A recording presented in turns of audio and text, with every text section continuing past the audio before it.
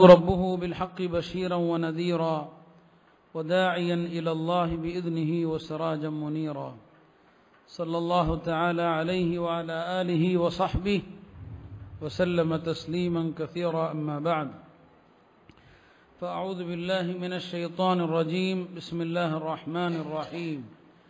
قد أفلح المؤمنون الذين هم في صلاتهم خاشعون. وقال النبي صلى الله عليه وسلم حين سئل أي الأعمال أفضل قال الصلاة على وقتها أو كما قال عليه الصلاة والسلام. கணியத்திற்குரிய அல்லாஹ்வின் நல்லடியார்களே, தாய்மார்களே, சகோதரிகளே, அல்லாஹ் ஜல்ல சுப்ஹானஹு வ தஆலா மார்க்கத்தின் கடமைகளில் ஈமானுக்கு அடுத்தபடியாக மிக உயர்ந்த உன்னதமான கடமையாக அல்லாஹ் தொழுகையை ஆக்கியிருக்கிறான். இஸ்லாத்தின் 5 கடமைகளில் இரண்டாவதாக தொழுகை இருக்கிறது. இன்றைக்கு இந்த தொழுகை எந்த அளவிற்கு நம்மிலே அலட்சியம் செய்யப்படுகிறது என்று சொன்னால், பயான்களிலே கூட தொழுகையை பற்றி பேச ஆரம்பித்தால் நம்மில் பலருக்கும் அலுப்பு ஏற்படுகிறது. ஜும்மா பயான்களிலே கூட ஆண்கள் பலருக்கும் ஏதோ பழைய ஒரு தலைப்பு, பழைய ஒரு டாபிக்கு, ரொம்ப திரும்ப திரும்ப அரைச்ச மசாலா என்பதாகவெல்லாம் இந்த தொழுகை பற்றி ஆலிம்கள் யாராவது பேசினால் கூட அதை கேட்பதற்கு கூட நம்மில் பலரும் தயாரில்லை. ஆனால் இத்தனைக்கும் இந்த தொழுகை எப்படிப்பட்ட வணக்கம் என்று சொன்னால், அதை திரும்ப திரும்ப பேசினாலும் தவறில்லை, ஒவ்வொரு வாரமும் பேசினாலும் தவறில்லை. ஏனென்று சொன்னால், அல்லாஹ்வே திருமறையில் திருக்குர்ஆனில் இந்த தொழுகையை மீண்டும் மீண்டும் சொல்லிக்கொண்டேதான் இருக்கிறான். அல்லாஹ் தன்னுடைய அடியார்களை பற்றி சொல்லும் இடங்களிலெல்லாம் இகாமத்துஸ் ஸலா, தொழுகையை நிலைநாட்டுவார்கள், யுகீமூனஸ் ஸலாத அகாமுஸ் ஸலாத, தொழுவார்கள் என்பதை அல்லாஹ் திரும்ப திரும்ப சொல்கிறான். ஏதோ ஒரு தடவை சொல்லி அல்லாஹ் நிறுத்தி கொள்ளவில்லை. எனவே ரப்புல் ஆலமீனாகிய அல்லாஹ் எந்த ஒரு வணக்கத்தை அவன் திரும்ப திரும்ப நமக்கு சொல்லுகிறானோ அதை நாமும் அடிக்கடி நினைவூட்டுவதில் தவறு ஏதும் கிடையாது. இன்றைக்கு பயான்கள் என்பது அதுவும் ஒரு பொழுதுபோக்காக ஆகிவிட்டது. ரசனையான பயான்கள், சிரிப்பூட்டக்கூடிய பயான்கள், அதுபோன்ற விஷயங்களை தான் நம்ம கேட்க ஆசைப்படுறோமே தவிர இபாதத்துகளை ஆர்வமூட்டுகின்ற பயான்களில் நமக்கு ஆர்வம் இருப்பதில்லை. நான் இன்றைக்கு இந்த தலைப்பை எடுத்துக்கொள்வதற்கு காரணம், பெண்களிடத்திலே காணப்படுகின்ற, தொழுகை விஷயத்திலே காணப்படுகின்ற இந்த அலட்சியத்தை முன்னிட்டு தான் இந்த தலைப்பை எடுத்திருக்கிறேன். தொழுகை எப்படிப்பட்ட வணக்கம் என்று சொன்னால், ஆதம் அலைஹிஸ்ஸலாமிலிருந்து முஹம்மது ஸல்லல்லாஹு அலைஹி வஸல்லம் அவர்கள் வரை உலகத்திலே அனுப்பப்பட்ட எல்லா நபிமார்களும் கடைபிடித்த ஒரு வணக்கம் இருக்கிறது என்று சொன்னால் அது தொழுகைதான். ஆனால் ஒவ்வொரு மார்க்கத்திலும் அந்த தொழுகை வெவ்வேறு அமைப்பில் இருந்தது. இன்று முஸ்லிம்களாகிய நாம் எந்த முறையிலே தொழுகிறோமோ இதே அமைப்பில் நமக்கு முன்னால் வாழ்ந்தவர்கள் தொழவில்லை. ஆனால் மொத்தத்திலே அவர்களுடைய மார்க்கத்திலும் தொழுகை என்பது இருந்தது. அது ஐங்கால தொழுகை அல்ல, ஒவ்வொரு நபியும் ஒவ்வொரு தொழுகையை தொழுததாக சொல்லப்படுகிறது. ஆதம் அலைஹிஸ்ஸலாம் ஃபஜ்ருடைய தொழுகையை தொழுததாக சொல்லப்படுகிறது. இப்ராஹிம் அலைஹிஸ்ஸலாம் லுஹருடைய தொழுகையை தொழுததாக சொல்லப்படுகிறது. உஸைர் அலைஹிஸ்ஸலாம் அஸர் தொழுகையை தொழுததாக சொல்லப்படுகிறது. தாவூத் அலைஹிஸ்ஸலாம் மக்ரிப் தொழுததாக ஒரு வரலாறு உண்டு. மொத்தத்தில் எல்லா நபிமார்களும் தொழுதார்கள். திருமறையிலே முந்தைய வேதக்காரர்களான யூத கிறிஸ்தவர்களை பற்றி சொல்லுகிற போதும் அல்லாஹ் இப்படி சொல்வான், அவர்களுக்கு அல்லாஹ்வுடைய புறத்திலிருந்து ஆணையிடப்பட்டதெல்லாம் அல்லாஹ் ஒருவனை தவிர யாரையும் வணங்கக்கூடாதென்றும் தொழும்படியும் ஜகாத் வழங்கும்படியும் அவர்களுக்கு ஆணையிடப்பட்டதாகத்தான் அல்லாஹ் சொல்லுகிறான். பல நபிமார்களுடைய தொழுகை அல்லாஹ் சொல்லி காட்டுவான். மூசா அலைஹிஸ்ஸலாமிற்கு அல்லாஹ் முதலாக அவர்களுக்கு வஹி அறிவித்த போது அல்லாஹ் அவர்களுக்கு சொன்ன கட்டளை என்ன? அகிமிஸ் ஸலாத லிذிக்ரி, முதல் கட்டளை. அப்போதுதான் அல்லாஹ்வுடனான முதல் உரையாடல். அந்த துவக்க உரையாடலிலேயே அல்லாஹ் ஹஜ்ரத் மூசா அலைஹிஸ்ஸலாமுக்கு சொன்னது என்ன? அகிமிஸ் ஸலாத்த, மூசாவை தொழுகையை நிலைநாட்டுவீராக. எதற்காக? லிதிக்ரி, அந்த தொழுகையின் மூலம்தான் என்னுடைய திக்ர், என்னுடைய நினைவு நிலைத்திருக்கும். தொழுகையினுடைய நோக்கம் என்ன? அல்லாஹ்வுடைய திக்ர் நிலைத்திருக்க வேண்டும் என்பதை அல்லாஹ் இந்த ஆயத்தில் சொல்லி காட்டுகிறான். ஆக எல்லா நபிமார்களும் தொழுதார்கள். ஈசா அலைஹிஸ்ஸலாம், அவங்களுடைய தாயார் மரியம் அலைஹிஸ்ஸலாம், அவர்கள் ஈசா அலைஹிஸ்ஸலாமை எப்படி பெற்றெடுத்தார்கள்? ஒரு அதிசயமான முறையிலே பெற்றெடுத்தாங்க. ஆதம் அலைஹிஸ்ஸலாம் ஆண் பெண் துணையின்றி அல்லாஹ் தன்னுடைய கரத்தாலேயே அவர்களை படைத்தான்.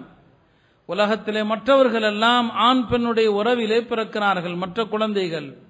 ஈசா அலைஹிஸ்ஸலாம் ஆணுடைய துணை இல்லாமல் அல்லாஹ்வுடைய கட்டளையின் பேரில் எந்த ஒரு ஆணோடு சேராமல் மரியம் அலைஹிஸ்ஸலாம் கற்பமுற்றார்கள். ஈசா அலைஹிஸ்ஸலாமை பெற்றார்கள். ஈசா அலைஹிஸ்ஸலாமை அவர்கள் பெற்றெடுத்த போது மரியம் அலைஹிஸ்ஸலாமின் மீது அந்த சமூகம் குற்றம் சொன்னது, அவர்கள் மீது பழி சுமத்தியது. அப்போது மரியம் அலைஹிஸ்ஸலாம் அவர்கள் சொன்னார்கள், நான் உங்களுக்கு எந்த பதிலும் சொல்ல மாட்டேன், இதோ இந்த குழந்தையிடம் கேளுங்கள், அது பேசும் என்று சொன்னார்கள். பிறகு அந்த குழந்தை பேசியது. ஈசா அலைஹிஸ்ஸலாம் பேசினார்கள், முன்பே சொல்லி இருக்கிறோம். அப்படி பேசுகிற போது ஈசா அலைஹிஸ்ஸலாம் குழந்தையாக, கை குழந்தையாக பேசும்போது என்ன பேசினார்கள்? குர்ஆன் சொல்லுகிறது, கால இன்னி அப்துல்லாஹ், நான் அல்லாஹ்வுடைய அடிமையாக இருக்கிறேன். ஆதானியல் கிதாப், அல்லாஹ் எனக்கு வேதத்தை வழங்கியிருக்கிறான். வஜஅலனி நபியன், அல்லாஹ் என்னை நபியாக ஆக்கியிருக்கிறான். இப்படி பேசிக்கொண்டே வந்த குழந்தை ஈசா அலைஹிஸ்ஸலாம் குழந்தையாக இருக்கும்போது பேசிய போது அவர்கள் பேசிய விஷயங்களிலே ஒன்று குர்ஆனிலே சூரா மரியமிலே வருகிறது. அவர்கள் சொன்னார்கள், வ அவுசானி பிஸ் ஸலாத்தி வஸ் ஸகாத்தி மா தும்து ஹய்யன், நான் உயிரோடு வாழும் காலமெல்லாம் தொழுகையை பேணும்படி, ஜகாத்தை பேணி தரும்படி அல்லாஹ் எனக்கு வசியத்து செய்தான் என்று யார் சொல்றாங்க? ஈசா அலைஹிஸ்ஸலாம். எப்ப சொல்றாங்க? குழந்தையா இருக்கும்போது. குழந்தையாக இருக்கும்போது ஈசா அலைஹிஸ்ஸலாம் பேசிய போது அவர்கள் சொன்னார்கள், நான் அல்லாஹ்விடத்தில், அல்லாஹ் எனக்கு வசியத்து செய்திருக்கிறான் தொழும்படி. இப்ப எல்லா நபிமார்களுக்கும் அல்லாஹ் கொடுத்த வணக்கம் என்ன? தொழுகை. அதனாலதான் தொழுகைக்கு நிகராக வேறு எந்த வணக்கமும் கிடையாது. தொழுகைக்கு நிகராக வேறு எந்த ஒரு வணக்கத்தையும் நான் காட்ட முடியாது. அவ்வளவு உன்னதமான ஒரு வணக்கம். ஒரு அடியான் அல்லாஹுடைய நெருக்கத்தை பெறுவதற்கு தொழுகையை போன்று ஒரு வணக்கம் இல்லை. எனவேதான் அல்லாஹ் மற்ற வணக்கங்களை எல்லாம் இந்த பூமியில் பெருமானார் இருக்கும் போது கடமையாக்கினான். ஆனால் தொழுகையை மாத்திரம்தான் வானத்திற்கு அழைத்து கடமையாக்கினான். வானத்திலே அழைத்து அல்லாஹ் அவர்களுக்கு இந்த தொழுகைங்கிற கடமையை கொடுத்தான். இதன் மூலம் அல்லாஹ் என்ன உணர்த்துகிறான்? ஒரு அடியானுக்கும் அல்லாஹுக்குமான தொடர்பு என்பது இந்த தொழுகையின் மூலமாகத்தான் வலுப்பெறுகிறது. அதனால்தான் ரசூல் ஸல்லல்லாஹு அலைஹி வஸல்லம் அவர்கள் சொல்வார்கள், அக்ரப் மா யகூனுல் அப்து இலா ரப்பிஹி வ ஹுவ சாஜிதுன், ஒரு அடியான் தன்னுடைய இரட்சகன், தன்னுடைய இறைவனுக்கு மிக நெருக்கமாக இருக்கிற நிலை சஜிதாவுடைய நிலைதான். அருமையானவர்களே, அப்படிப்பட்ட அந்த தொழுகை விஷயத்துல தான் இன்றைக்கு மிகப்பெரிய அலட்சியம் ஆண்களிடத்திலும் பெண்களிடத்திலும் காட்டப்படுகிறது. பெண்களுக்கு தொழுகையினுடைய நேரம் தெரிவது கிடையாது. பல பெண்களுக்கு ஃபஜ்ர் தொழுகை எது வரைக்கும் தொழலான்னு தெரியல. 6 மணி ஆயிடுச்சுன்னா தொழக்கூடாதுன்னு விளங்கிக்கிறாங்க. தொழுகையினுடைய நேரம் முடிந்து விட்டது என்று நாம் கேட்டு தெரிவதில்லை. நம்முடைய வீட்டு ஆண்களிடத்துல தொழுகையினுடைய கால நேர அட்டவணை வாங்கிட்டு வாங்க, தொழுகை எந்த தொழுகை எப்ப ஆரம்பிக்குது எப்ப முடியுது, அது விஷயத்துல நாம அக்கறை எடுக்கிறது இல்லை. வேற என்னென்ன விஷயங்களுக்கெல்லாமோ அக்கறை எடுக்கிறோம். ஒரு சாதாரண திருமணத்திற்காக எவ்வளவு மெனக்கெடுறோம், எத்தனை சமையல்காரர்களை தேடி போறோம். ஆனா மார்க்கத்தின் உயிரோட்டமாக இருக்கிற இந்த தொழுகை விஷயத்துல நமக்கு எந்த அக்கறையும் கிடையாது. தொழுகை எப்படி தொழணும், தொழுகையை முறிக்கக்கூடிய காரியங்கள் எது, இது பற்றி பெண்கள் அறவே தெரிகிறது கிடையாது. விசேஷ காலங்கள், அதிகமான திருமணங்கள் நடைபெறுகிற காலங்கள், இந்த காலங்கள்ல அல்லாஹ் அறிந்தவன் எத்தனை பெண்கள் எத்தனை தொழுகைகளை ஃபசாதாக்குறாங்க, பாழாக்குறாங்கன்னு சொல்லி. திருமணம் ஒரு சுன்னத்தான ஒரு காரியம். அது 2 சாட்சி இருந்தா போதும். ஒரு திருமணம் நடைபெறுவதற்கு ஒரு வலிமா விருந்தளித்தா போதும். 2 சாட்சிகளை கொண்டு ஒரு எளிமையான வலிமா விருந்தை கொண்டு முடிவடைகிற திருமணம். அந்த திருமணத்திற்காக எத்தனை நேர தொழுகைகளை நம்ம பாலாக்கி கொண்டிருக்கிறோம். அருமையான தாய்மார்களே, யோசித்து பார்க்க வேண்டும். இந்த தொழுகையினுடைய விஷயத்தில் நாம் காட்டுகிற அலட்சியத்தினால தான் எல்லா பரக்கத்துகளையும் அபிவிருத்திகளையும் ரஹமத்துகளையும் இழந்து இன்றைக்கு நாம் நின்று கொண்டிருக்கிறோம். தொழுகை குறித்து மார்க்கம் எவ்வளவு அக்கறை எடுத்துக் கொள்கிறது. பெருமானார் ஸல்லல்லாஹு அலைஹி வஸல்லம் அவர்கள் சொல்வார்கள், ஒரு முஸ்லிமுக்கும் ஒரு காஃபிருக்கும் இடையிலான வித்தியாசம் என்ன? தொழுகைதான். அவர்கள் தொழுகையை விடுகிறார்கள், நாம் தொழுகிறோம். இந்த தொழுகை தான் காஃபிருக்கும் முஸ்லிமுக்குமான வேறுபாடுன்னு சொன்னான். அப்படியானா என்ன அர்த்தம்? தொழவில்லையானால் அவன் காஃபிர் ஆகி விடுகிறான். எனவேதான் ஹதீஸில் வருகிறது, மன் தரக்க ஸலாத ஃபகத் கஃபர, யார் தொழுகையை நிராகரிக்கிறாரோ, யார் தொழுகையை கைவிடுகிறாரோ அவர் காஃபிர் ஆகிவிட்டார், இஸ்லாத்தை விட்டு வெளியே போய்விட்டார் என்பதாகவும் வருகிறது. நாளை மறுமை நாளில் முதல்ல விசாரிக்கப்படுவதும் தொழுகைதான்.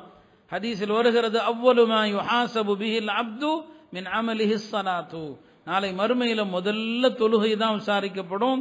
தொழுகை கரெக்டா இருந்தா எல்லாம் சரியா இருக்கும், தொழுகை கரெக்டா இல்லை எல்லாமே வீணா போயிடும். இந்த அளவுக்கு பெருமானார் ஸல்லல்லாஹு அலைஹி வஸல்லம் அவர்கள் இந்த தொழுகை குறித்து முக்கியத்துவம் கொடுத்தாங்க. ஹஜ்ரத் இப்னு மஸ்ஊத் ரலியல்லாஹு அன்ஹு அவர்கள் பெருமானார் ஸல்லல்லாஹு அலைஹி வஸல்லம் அவர்கள்ட்ட கேட்டாங்க, யா ரசூலல்லாஹ், அமல்களில் சிறந்தது எது, அமல்களில் உன்னதமானது எது என்று கேட்டபோது பெருமானார் ஸல்லல்லாஹு அலைஹி வஸல்லம் அவர்கள் சொன்னார்கள், அஸ்ஸலாத்து அலா வக்திஹா, அதற்குரிய நேரத்தில் உரிய நேரத்தில் தொழுவதுதான் அமல்களிலே சிறந்தது என்று பெருமானார் ஸல்லல்லாஹு அலைஹி வஸல்லம் அவர்கள் சொன்னாங்க. அருமையானவர்களே, ரசூல் ஸல்லல்லாஹு அலைஹி வஸல்லம் காலத்தில் புதுசாக நிறைய மக்கள் இஸ்லாத்துக்கு வந்து கொண்டிருந்தாங்க. அப்படி வரக்கூடியவர்களில் சில பேர் ரசூல் ஸல்லல்லாஹு அலைஹி வஸல்லம் அவங்கள்ட்ட சில கண்டிஷன்களும் போடுவாங்க. நீங்க இந்த கண்டிஷனை ஏத்துக்கிட்டா நாங்க இஸ்லாத்துக்கு வருவோம் அப்படின்னு எல்லாம் சில பேர் சொல்லுவாங்க. நபி ஸல்லல்லாஹு அலைஹி வஸல்லம் அவர்கள் அவங்க இஸ்லாத்துக்குள்ள எப்படியாவது வரட்டும், அதுக்கப்புறம் அவங்களுடைய மற்ற விஷயத்தை பார்த்துக்கலாம் அப்படிங்கிற ஒரு ஆசையில அவர்கள் வைக்கிற கண்டிஷனை ஏத்துக்குவாங்க. சரி பரவாயில்ல, இந்த கண்டிஷனை ஏத்துக்கிறோம் வாங்க. அந்த மாதிரி ஒரு கூட்டம், சகீஃப்ங்கிற ஒரு கூட்டம், அவர்கள் இஸ்லாத்துக்கு வருகிற போது பெருமானார்ட்ட கண்டிஷன் வச்சாங்க. என்ன கண்டிஷன் தெரியுமா? நாங்க முஸ்லீம் ஆகிறோம், ஆனால் அதே நேரத்தில் நீங்க காஃபிர்களோடு சண்டைக்கு போகும்போதெல்லாம் எங்களை கூப்பிடக்கூடாது, நாங்க வரமாட்டோம், நாங்க அதற்கெல்லாம் வரமாட்டோம். பெருமானார் சொன்னாங்க, பரவாயில்லை ஏத்துக்கிறோம்னு சொல்லிட்டாங்க, நீங்க வர வேண்டாம், நீங்க இஸ்லாத்துக்கு வாங்க. ரெண்டாவது என்ன சொன்னாங்க? நாங்க இஸ்லாத்துக்கு வர்றோம், ஆனா நாங்க ஜகாத்லாம் கொடுக்க மாட்டோம். பெருமானார் சொன்னாங்க, பரவாயில்லை அது அப்புறம் பார்த்துக்கலாம், நீங்க தர வேண்டாம், இஸ்லாத்துக்கு வாங்க. அதையும் ஏத்துக்கிட்டாங்க. மூணாவதாக சொன்னாங்க, நாங்க இஸ்லாத்துக்கு வர்றோம், ஆனா எங்களுக்கு தொழுகை பிடிக்காது, நீங்க செய்யக்கூடிய ருக்கும் சுஜூதும் இருக்குது, அதெல்லாம் எங்களுக்கு பிடித்தம் இல்லை, நாங்க தொழ மாட்டோம்னு சொன்னாங்க. இந்த நிபந்தனையை பெருமானார் நிராகரிச்சுட்டாங்க. சொன்னாங்க, தொழமாட்டோம் என்று சொன்னால் நீங்கள் இஸ்லாத்திற்கு வர தேவையில்லை, நீங்க இஸ்லாம் முஸ்லீம் ஆக வேண்டாம், போலாம், நீங்க காஃபிராவே இருந்துக்குங்க சொன்னாங்க. ஏன் அப்படி சொன்னாங்க? பிறகு சொன்னார்கள், லா கைர ஃபீ தீனின் லைஸ ஃபீஹி ருக்கூஉன் வலா சுஜூதுன், எந்த மார்க்கத்திலே ருக்கூஉம் சஜதாவும் இல்லையோ அந்த மார்க்கத்திலே எந்த நன்மையும் இல்லை. என்ன அர்த்தம்? எந்த முஸ்லிம் இடத்திலே ருக்கு சுஜூது கிடையாதோ அவன்கிட்ட மார்க்கமே கிடையாது. நீங்க தொழமாட்டோம்னு சொன்னா முஸ்லீமாகவே ஆக வேண்டாம். இந்த சம்பவத்தில் நீங்க பார்க்கலாம், பெருமானார் ஸல்லல்லாஹு அலைஹி வஸல்லம் அவர்கள் எல்லா விஷயத்தையும் ஏத்துக்கறாங்க, ஆனா தொழமாட்டோங்கிற கண்டிஷனை மட்டும் ஏத்துக்கல. அப்படியானால் மார்க்கத்தில் மற்ற எந்த விஷயத்தை ஒரு முஸ்லீம் விட்டாலும் பாவிதான். ஜகாத்து கொடுக்காம இருந்தா பெரிய பாவி. ஆனா அதே நேரத்தில் தொழுகையை விட்டா மட்டும்தான் அவன் காஃபிருங்கிற மோசமான நிலைக்கு போகிற அளவுக்கு மார்க்கம் அதை ஒரு பெரிய பாவமாக கருதுகிறது. எனவே அருமையான தாய்மார்களே, நாம மற்ற வணக்கங்கள் செய்யறதை விட தொழுகைங்கிற இந்த வணக்கத்துல தான் அதீத கவனத்தையும் அதீத ஈடுபாட்டையும் நாம காட்டணும். ஆனா இந்த தொழுகை குறித்து எவ்வளவு முக்கியத்துவம் தரப்பட வேண்டுமோ அந்த அளவுக்கு முக்கியத்துவம் தரப்படாம நம்முடைய காலங்கள் ஓடிக்கொண்டிருப்பது மிகப்பெரிய கைசேதத்திற்குரியது. அல்லாஹாலா இந்த தொழுகை விஷயத்துல எவ்வளவு தூரம் பெருமானாருக்கு அதனுடைய முக்கியத்துவத்தை உணர்த்தினான்னு சொன்னா, இப்ப அல்லாஹ் பெருமானாருக்கு நோன்புங்கிற ஒரு வணக்கத்தை கடமையாக்கினான். நோன்பு எப்படி வைக்கணும் அது அல்லாஹ் சொல்லி கொடுத்தான். ஜக்காத்துடைய முறைகள் அல்லாஹ் வஹி மூலமாக கற்றுக் கொடுத்தான். எத்தனையோ வணக்கங்கள் கடமையாக்கப்பட்டது, அதெல்லாம் வஹி மூலமாக கடமையாக்கப்பட்டது. ஆனா இந்த தொழுகை மட்டும் நம்ம பார்த்தோம்னு சொன்னா, மேராஜுடைய இரவுல இந்த 5 நேர தொழுகை கடமையாக்கப்பட்டது. 5 நேர தொழுகை கடமையாக்கப்பட்ட போது அதற்குரிய நேரங்களும் சொல்லப்பட்டது. ஃபஜ்ர் எப்ப தொழணும், எதிலிருந்து எதுவரை, லுஹர் எதிலிருந்து எதுவரை, அசர் எதிலிருந்து எதுவரை, 5 நேர தொழுகைக்கான ஆரம்ப நேரம் இறுதி நேரம் அதுவும் சொல்லப்பட்டது. ஆனால் அல்லாஹ் தஆலா இந்த 5 நேரத்தினுடைய இந்த தொழுகைகளுடைய அந்த நேரம் இருக்கிறது, அந்த நேரங்களை அல்லாஹ் நினைச்சிருந்தான்னு சொன்னா வஹி மூலமாக மற்ற சட்டங்களை கற்றுக் கொடுத்தது போல, மற்ற சட்டங்களை போதித்தது போல அல்லாஹ் நாடி இருப்பானேயானால் இந்த ஐங்கால தொழுகையினுடைய நேரங்களையும் அல்லாஹ் பெருமானார் ஸல்லல்லாஹு அலைஹி வஸல்லம் அவர்களுக்கு வஹி மூலமாக சொல்லிக் கொடுத்திருக்கலாம். ஆனா அப்படி செய்யல. மேராஜுடைய இரவுக்கு பெருமானார் ஸல்லல்லாஹு அலைஹி வஸல்லம் அவர்கள் மேராஜுக்கு போய் திரும்புறாங்க. திரும்பி ராத்திரி 5 நேர தொழுகை கடமையாகுது. அன்று காலை ஃபஜ்ருடைய தொழுகை முஸ்லிம்கள் யாரும் கடமை இல்லை, யாரும் தொழல. ஏன்னா அந்த ஃபஜ்ருடைய தொழுகையினுடைய நேரம் எது, அது அல்லாஹ் இன்னும் கற்றுக் கொடுக்கல. அந்த மேராஜ் முடிந்த மறுநாள் லுஹருடைய நேரம். லுஹருடைய நேரத்தில் தான் அல்லாஹ்வுடைய புறத்திலிருந்து ஜிப்ரீல் அலைஹிஸ்ஸலாம் அனுப்பி வைக்கப்படுறாங்க. ஜிப்ரீல் அலைஹிஸ்ஸலாம் பெருமானாரை அழைத்து கொண்டு முஸ்லிம்களையும் அழைத்து கொண்டு காபத்துல்லாவுக்கு வர்றாங்க. காபாவுடைய வாசலுக்கு அருகில் நின்று கொண்டு ஜிப்ரீல் அலைஹிஸ்ஸலாம் பெருமானாருக்கு இமாமத், பெருமானாருக்கு தொழுகையை நடத்தி காட்டுறாங்க. முதல் நாள் வர்றாங்க, அசருடைய லுஹருடைய நேரத்தில் வந்தாங்க. ஜிப்ரீல் வந்து லுஹருடைய நேரம் வந்ததும் லுஹரை தொழுது காட்டிட்டாங்க. அப்புறம் அசருடைய நேரத்தில் வந்தாங்க, அசரை தொழுது காட்டிட்டு போயிட்டாங்க. பிறகு மக்ரிப், பிறகு இஷா, பிறகு ஃபஜ்ர், 5 நேரமும் வந்தாங்க. ஒவ்வொரு தொழுகையினுடைய நேரம் வந்ததும் 5 நேரத்தையும் தொழுது காட்டிட்டு போயிட்டாங்க. பிறகு 2வது நாள் ஜிப்ரீல் அலைஹிஸ்ஸலாம் 2வது நாளும் வந்தாங்க. 2வது நாள் லுஹருடைய நேரம், அதனுடைய முடியக்கூடிய நேரம், லுஹர் நேரம் எப்போ முடியுதோ அந்த நேரத்தில் வந்தாங்க. வந்து லுஹரை தொழுது காட்டிட்டு போயிட்டாங்க. அசர் நேரம், அதனுடைய கொஞ்சம் கடைசி நேரம், வந்து அசரை தொழுது காட்டிட்டு போயிட்டாங்க. மகரிபுடைய நேரம், அதனுடைய நேரத்தில் கடைசி நேரத்தில் வந்து தொழுது காட்டினாங்க. இப்படி 2வது நாள் ஒவ்வொரு தொழுகையையும் அதனுடைய இறுதி நேரத்தில் வந்து தொழுதாங்க ஜிப்ரீல் அலைஹிஸ்ஸலாம். பிறகு ஜிப்ரீல் அலைஹிஸ்ஸலாம் பெருமானாரிடத்திலே சொன்னார்கள், நான் 2 நாட்கள் உங்களுக்கு தொழுது காட்டியிருக்கிறேன். முதல் நாள் ஆரம்ப நேரத்திலும் 2வது நாள் இறுதி நேரத்திலும் தொழுது காட்டியிருக்கிறேன். எனவே உங்களுடைய உம்மத்திற்கான தொழுகையின் நேரம் என்பது இந்த 2க்கும் இடைப்பட்ட நேரமே. நான் தொழுது காட்டினேனே இந்த 2 நாட்கள், இந்த 2 நாட்களிலும் தொழுது காட்டிய இந்த ஆரம்பத்திற்கும் இறுதிக்கும் மத்தியிலே தான் தொழுகையின் நேரம் இருக்கிறது. அப்படியானால் தொழுகையினுடைய அந்த நேரம் அல்லாஹ்விடத்தில் இவ்வளவு முக்கியமானது என்கிற காரணத்தினால தான் ஜிப்ரீல் அலைஹிஸ்ஸலாமை அனுப்பி பிரத்யேகமாக 2 நாட்கள் ஜிப்ரீல் பெருமானார் ஸல்லல்லாஹு அலைஹி வஸல்லம் அவங்களுக்கு தொழுது காட்டினாங்க. அருமையானவர்களே, இந்த அளவுக்கு தொழுகை மார்க்கத்திலே முக்கியத்துவம் வாய்ந்த ஒரு வணக்கமாக இருக்கிறது என்பதை நாம் எண்ணி பார்க்க வேண்டும். ஒரு சஹாபி ரபியா இப்னு கஅப், ஒரு வாலிப சஹாபி, அவர்கள் பெருமானார் ஸல்லல்லாஹு அலைஹி வஸல்லம் அவங்களுக்கு பணிவிடை செய்வதில் மிகுந்த ஆர்வத்தோடு இருப்பாங்க. எந்த அளவுக்குன்னா ராத்திரி நேரம் கூட மஸ்ஜிதில் வந்து உட்கார்ந்துருவாங்க. பெருமானார் ஸல்லல்லாஹு அலைஹி வஸல்லம் அவர்கள் தஹஜ்ஜுதுக்கு எப்போ எழுந்திருப்பாங்கன்னு காத்திருப்பாங்க. ரசூல் ஸல்லல்லாஹு அலைஹி வஸல்லம் எஞ்சி வந்ததும் இவங்க ஓடோடி போய் பெருமானார் உது செய்வதற்கு தண்ணீர் ஊற்றுவாங்க. ஒரு நாள் ஹஜ்ரத் ரபியா அவர்கள் ரசூல் ஸல்லல்லாஹு அலைஹி வஸல்லம் அவங்க உது செய்வதற்காக தண்ணீர் ஊற்றுகிற போது அவருடைய அந்த சேவையை பார்த்து ரசூல் ஸல்லல்லாஹு அலைஹி வஸல்லம் அவர்கள் மிகுந்த சந்தோஷப்பட்டாங்க. அப்போ அவர்கிட்ட சொன்னாங்க, ரபியாங்கிற சஹாபி இடத்துல பெருமானார் கேட்டாங்க, ரபியாவே, உனக்கு ஏதாவது விருப்பம் இருந்தா என்னிடம் கேள், நான் உனக்காக துவா செய்கிறேன். யாரு? அல்லாஹ்வுடைய தூதர் கேட்கிறாங்க, உனக்கு என்ன விருப்பம் கேளுன்னு சொல்லி. ரபியா வாலிப சஹாபி சொன்னாங்க, யா ரசூலல்லாஹ், எனக்கு கொஞ்சம் அவகாசம் கொடுங்க, யோசித்து சொல்றேன்.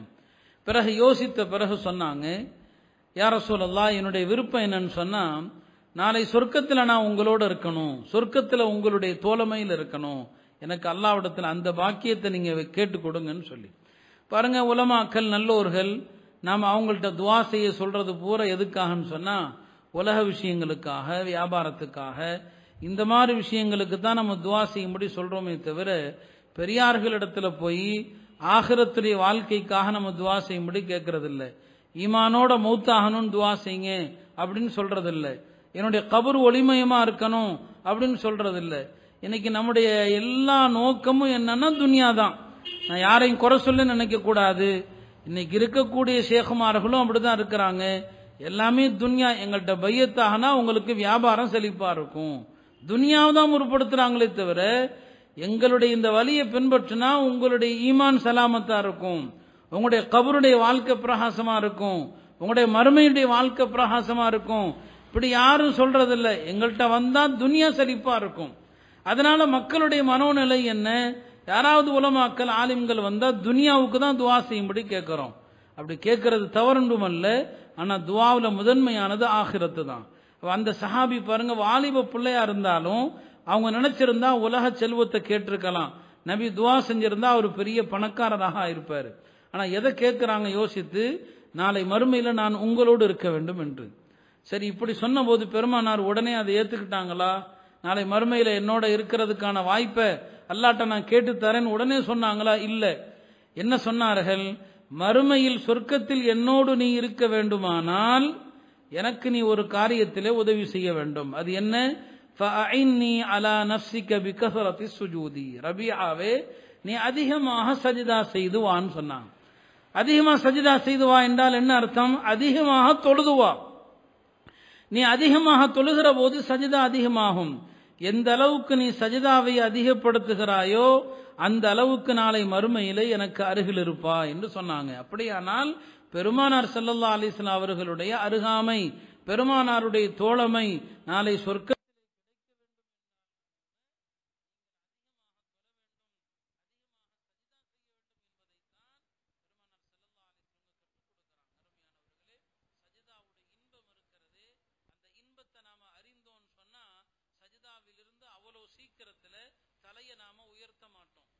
சஜிதாவுடைய இன்பம் அது நம்ம உணர்ந்துட்டோம்னு சொன்னா அவ்வளவு எளிதில் சஜிதாவில் இருந்து நம்மால் தலையை உயர்த்த முடியாது.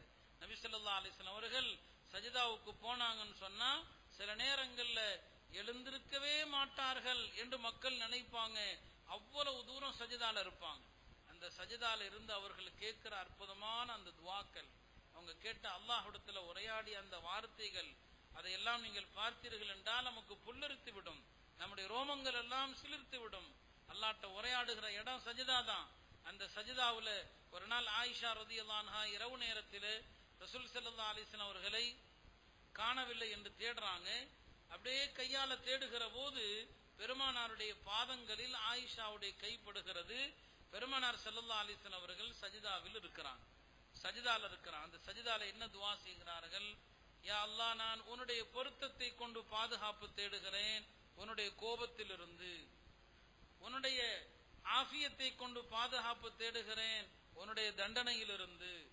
நான் உன்னை நீ எப்படி புகழ்ந்தாயோ அப்படி புகழக்கூடிய சக்தியற்றவன், உன்னை நீ புகழ்ந்தது போல புகழ தெரியாது எனக்கு. அல்லாட்ட அந்த சஜிதாவுல கெஞ்சுறாங்க. நாளை மறுமை நாள்ல ரசூல் ஸல்லல்லாஹு அலைஹி வஸல்லம் அவர்களுக்கு மகாமே மஹமூத் என்று ஒரு அந்தஸ்து வழங்கப்படும். பாங்கு முடிஞ்சதும் நம்ம துவா கேட்கிறோம் இல்லையா? அல்லாஹும்ம ரப்ப ஹாதிஹி தஅவத்தி தாம்மா வஸ்ஸலாத்தில் காயிமா ஆதி சய்யிதனா முஹம்மதன் அல் வஸீலா வல் ஃபதீலா. அதுல ஒரு மகாம மஹமூதான் ஒன்று கேட்கிறோம். அந்த மகாமே மஹமூதுங்கிற அந்தஸ்து இருக்குது. மறுமை நாள்ல ரசூல் ஸல்லல்லாஹு அலைஹி வஸல்லம் அவங்களை தவிர யாருக்கும் வழங்கப்படாத ஒப்பற்ற பதவி. அந்த பதவி பெருமானாருக்கு எப்படி கிடைக்கும்னு சொன்னா, அவங்க சஜிதால தான் என்ன செய்வாங்க? விழுவாங்க. சஜிதால அல்லாஹ் புகழ்வாங்க. அல்லாஹ் புகழக்கூடிய வார்த்தைகளை அல்லாஹ் அவங்களுடைய உள்ளத்துல போடுவான். அந்த உள்ளத்துல போடுகிற அந்த வார்த்தைகளை அவங்க சஜிதாவில் வைத்து கேட்பாங்க. அதுக்கப்புறம் அல்லாஹ் சொல்வான், ரசூல் ஸல்லல்லாஹு அலைஹி வஸல்லம் அவர்களை பார்த்து சஜிதாவில் இருந்து எழுந்திருங்கள் என்று அவர்களை எழும்படி சொல்லி தன்னுடைய அர்ஷினுடைய வலது பக்கத்தில், தனது வலது பக்கத்தில் பெருமானாரை அமர வைப்பான். அல்லாஹ் தன்னுடைய அரிசில அமர வைக்கிற அந்த பாக்கியம் இருக்கிறதே, அதற்கு பேர் தான் மகாமே மஹமூத். பெருமானாருக்கு இந்த மகாமே மஹமூதுங்கிற அந்தஸ்து மறுமையில எதை கொண்டு கிடைக்க போது? சஜிதாவை கொண்டுதான். அருமையானவர்களே, இந்த சஜிதாவுடைய இன்பம், அதுவும் தஹஜ்ஜுடைய நேரத்தில் எழுந்து தொழுது பாருங்க. இந்த சஜிதாவுடைய இன்பத்தை, உலகத்தினுடைய பொக்கிஷங்களுடைய சாவி உங்க கையில கிடைக்கும். யாருக்கும் கிடைக்காத வரப்பிரசாதம் அந்த சஜிதாவுடைய இன்பம்ங்கிறது. இமாம், அந்த காலத்தினுடைய பெரும் பெரும் இமாம்கள் எல்லாம் சஜிதாவுல தான் அந்த இன்பத்தை உணர்ந்தாங்க. சுஃபியானு சௌரி ரஹ்மத்துல்லாஹி அலைஹி அவங்கள பத்தி வருது, ஹரம்ல இருந்தாங்க மக்கால. மகரிபுடைய தொழுகை முடிந்ததும் அவங்க சுன்னத்தான தொழுகைக்காக எழுந்து நின்றாங்க. சஜிதாவுக்கு போனாங்க. மக்கள் எல்லாம் பார்க்கறாங்க, தவாப் செஞ்சுக்கிட்டே இருக்கிறாங்க. ஒரு சுற்று முடிந்தது, அவர் சஜிதால தான் இருக்கிறார். 2வது சுற்று முடிந்தது, அவர் சஜிதால தான் இருக்கிறாரு. 7 சுற்று மக்கள் முடிச்சிட்டாங்க. அடுத்த ரவுண்டு ஆரம்பிக்கிறாங்க, அவர் சஜிதால தான் இருக்கிறாரு. எது வரைக்கும் இஷாவுடைய பாங்கும் சொல்லப்பட்டுடுச்சு. மகரிபுக்கு பிறகு சஜிதாவுக்கு போனவர் இஷாவுடைய அதான் சொல்லுகிற வரை சஜிதால இருந்தார். ஏன்னா அந்த இன்பம் நமக்கு அது புரியாது. அந்த இன்பத்தை எல்லாம் உணர்ந்த மக்களுக்கு அது விளங்கும். இந்த சஜிதாவுடைய இன்பம் அவ்வளவு உன்னதமானது. அருமையான தாய்மார்களே, உங்களுக்கு அல்லாஹ் நேரங்கள் காலங்களை அல்லாஹ் தந்திருக்கிறான். ஆனா இந்த தொழுகையினுடைய மாண்பையும் இந்த தொழுகையினால் கிடைக்கக்கூடிய சுக்கூன், தொழுகையினால் கிடைக்கக்கூடிய மன நிம்மதி அதை விளங்காம இருக்கிறோம். நிம்மதிங்கிறது செல்வத்துல கார் பங்களால நிச்சயமாக கிடையாது. அல்லாஹ் சொல்லுவா, அலா பிதிக்ரில்லாஹி தத்மஇன்னுல் குலூப், திக்ரை கொண்டுதான் உள்ளங்கள் அமைதி பெறும் சொல்றான். திக்ர்ல சிறந்த திக்ர் எதுனா தொழுகை. திக்ர்னு சொன்னா வெறும் அல்லாஹ் அல்லாஹ்னு திக்ர் செய்வது மாத்திரம் அல்ல, சுப்ஹானல்லாஹ் அல்ஹம்துலில்லாஹ் சொல்வது மாத்திரம் அல்ல, எல்லா வணக்கங்களும் திக்ர் தான். திருக்குர்ஆன் ஓதுவதும் திக்ர் தான். அதே போலதான் நோன்பு வைக்கிறதும் திக்ர் தான். எல்லா வணக்கமும் திக்ர். அதே போலத்தான் தொழுகையும் உயர்ந்த திக்ர். அப்ப அந்த திக்ர்ல கிடைக்கிற மன நிம்மதி இருக்கிறது வேறு எதுலையுமே கிடைக்காது. சஹாபா பெருமக்கள் மன சஞ்சலம் ஏற்பட்டால் தொழுவாங்க. பெருமானார் ஸல்லல்லாஹு அலைஹி வஸல்லம் அவர்களுக்கு சங்கடம் ஏற்பட்டால் பிலாலிடத்திலே சொல்வார்கள், வாருங்கள் தொழுது நிம்மதியை பெறுவோம். தொழுகையில தான் சுக்கூன் இருக்குது. சஹாபிகளுக்கு வலி, உடம்புல எங்கேயாவது வலி ஏற்பட்டா, இப்னு மாஜால வருது, ஹஜ்ரத் அபூ ஹுரைரா அவர்கள் வயிற்று வலியால் அவதிப்பட்டாங்க. சொன்னாங்க, நபி ஸல்லல்லாஹு அலைஹி வஸல்லம் 2 ரக்காத் தொழுங்க. வயிற்று வலியா உடனே தொழுக, தலைவலியா உடனே தொழுக.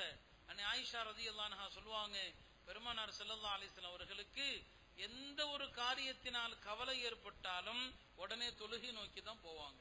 அருமையான தாய்மார்களே, இப்படி தொழுகை அத்தனை பிரச்சனைகளுக்குமான ஒரு சஞ்சீவி, எல்லா பிரச்சனைகளுக்குமான நிவாரணி.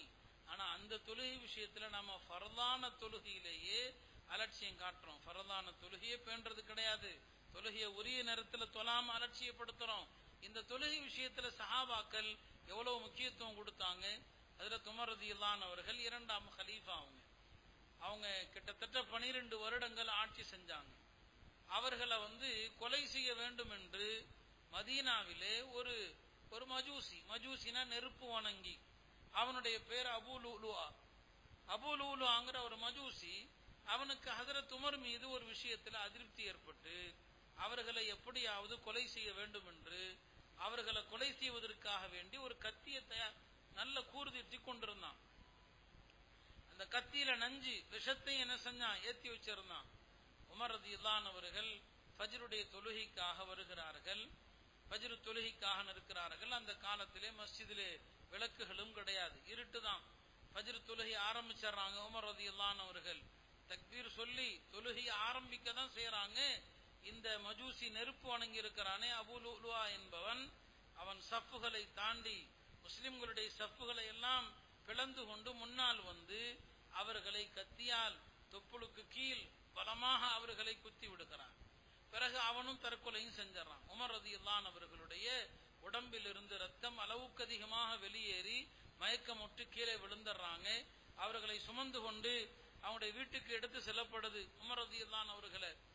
இப்போ உமர் ரலியல்லாஹு அன்ஹு அவர்கள் நினைவு இழந்து போயிருக்கிறாங்க.